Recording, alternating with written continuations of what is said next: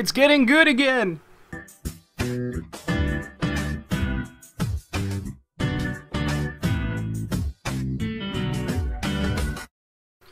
Hello everybody, my name is MeisterBloo, and I just took a look at the release of the 8th episode of The Fruit of Grisaia. This episode had a lot of WTF moments in it. It really did. There were a lot of parts in this episode where I was just a little bit too confused, not about what was going on, but more so why what was going on was happening. This episode is once again featuring Machina, the little lolly girl who calls Yuji her big brother and everything and follows him around and all that, and I thought was really adorable in the last episode featuring her. This time around, there's some really awkward moments featuring this little girl.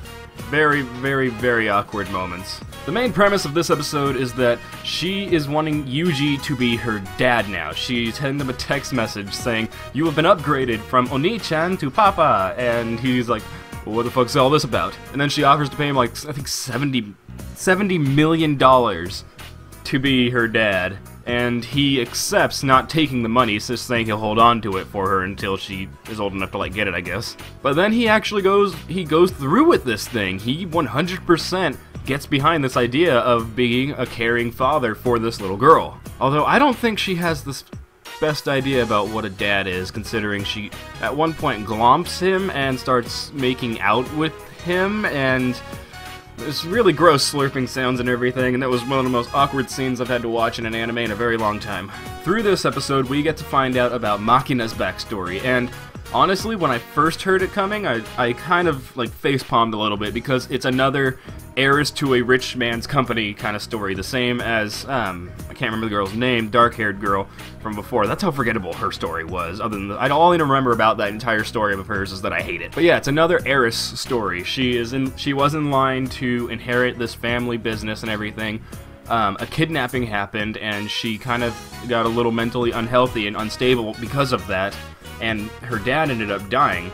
So I think her mom is now the one in charge of the company, and her little sister is now the new heiress to the family name. Another thing we find out about this little girl Machina in this episode is that, my god, she is a very dirty talking little person. Seriously, some of the stuff she says is like, it's like gross almost. And gross is probably not the right word. It's more just way too sexual for a little girl to be saying, really. Way too sexual. Like, stuff that even I, as a grown man, would be uncomfortable saying, just because it's that, like, blatantly sexual. It involves stuff like pipes and having to clean them out every so often, and yeah. But then summer break hits, and it's actually really fun, because through the summer break, Machina's like, I'm gonna have so much fun, I'm gonna go do all this stuff, and Yuji's like, no, we have a schedule to keep to. I'm your dad, so we have stuff to do. So while all these other girls are out partying and everything, doing the fun stuff in the summer break, we're gonna be doing stuff like training. We're gonna be fighting training, which is actually funny to watch, because Machina apparently can move pretty fast. And fight training, it looked really fun.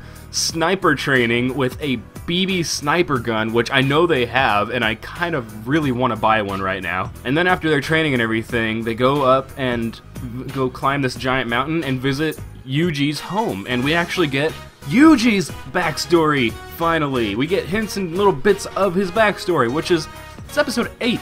8 out of 12, I think. And my god, we finally get something about the main character. His whole entire family died, and he became this sniveling little guy who hated everything about life, and was found by this girl who took him in, who he now calls Master, and pretty much trained him to be the guy he is today. While up there, Machina goes to the city for some groceries or whatnot, and comes across her little sister, who doesn't recognize her, who doesn't really know her, and just kind of walks by, and when she walks by, the little sister's getting in a car with two, like, guardsmen and everything. Once they try starting the car explodes. It blows up, sending Machina flying and presumably killing almost everybody in that car. We find out that her little sister is still alive, but just barely, and at the very end of the episode, and spoiler thing, pay note to the spoiler thing, Yuji gets called in by the blonde-haired girl, who we see occasionally through the show, to this organization that he's from, and we find out he is a formerly I think he still is, but he's saying that at this time he can't do his job.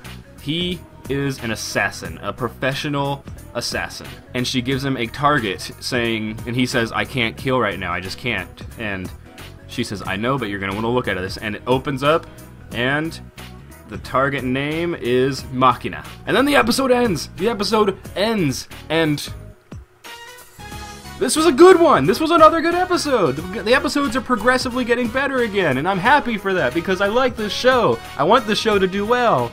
So yes, another episode that takes a step towards a right direction, because I'm just happy that the show didn't die after that episode 6 that I hated, and it seems like it's picking itself back up.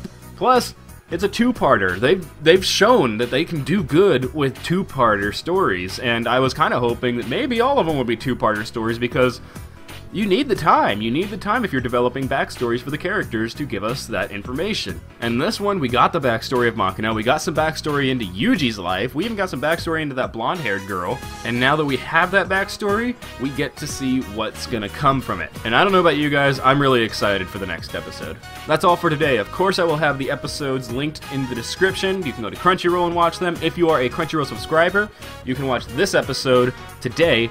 If you're not, you will have to wait until next week to watch it, but you can still watch it for free. And of course, I've got all the socials. I've got Twitter, Facebook, Tumblr, and Hummingbird, all linked down in the description. If you want to go there and chat with me, go ahead. I will always respond. And if you guys want to talk about the episodes or anything, all I ask is please, for the love of God, do not put spoilers in the bottom, especially since I'm currently watching through this one. But yes, if I see any spoiler-free comments that are asking me stuff or just talking about it, I will hop into the conversations down below. I hope you all have a good day, and until next time, peace out.